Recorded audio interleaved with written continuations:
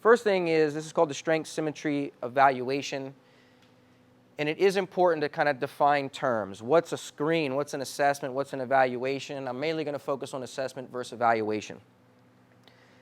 I'm going to put it real simple, but I'm just going to jump ahead kind of like to what I have it in the next slide. And this is based on education and medical definitions. It's not me making up definitions. But it is important because both an assessment and an evaluation are important to help you find a more safe, individualized training direction. And that's why I have two. We actually have an assessment that will be a different course called the Movement Prescription Assessment, which we'll do a different course on at some point. You'll all be invited back for, by the way. But think process-oriented versus product-oriented. So if I'm doing an assessment on you, what we're really finding is what best fits you. I'm not comparing you to anything. I'm not comparing you to some standard of how strong you should be relative to this or where your blood pressure should be relative to that. I'm just saying, what's the best squat stance for you? How wide should you stand? Which certain exercises should we eliminate? A lot of individualization in training, personal training, has to do with what exercises you don't do, based on someone's ability, injury history, what hurts them, so on and so forth.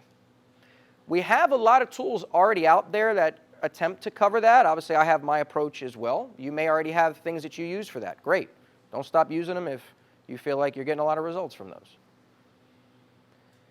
Now, an evaluation is a little bit more objective.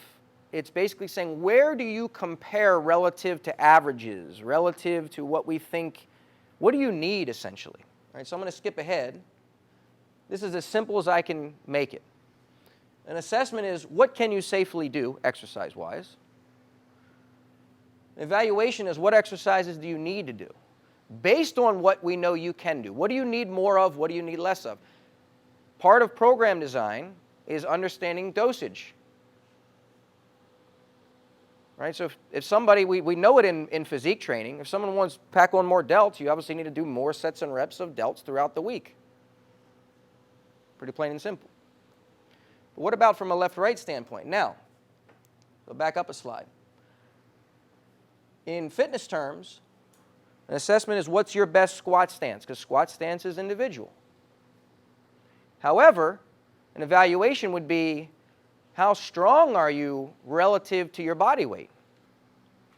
So what we're asking in the strength symmetry evaluation is, how strong are you left to right, and what's the gap, and is it major or minor?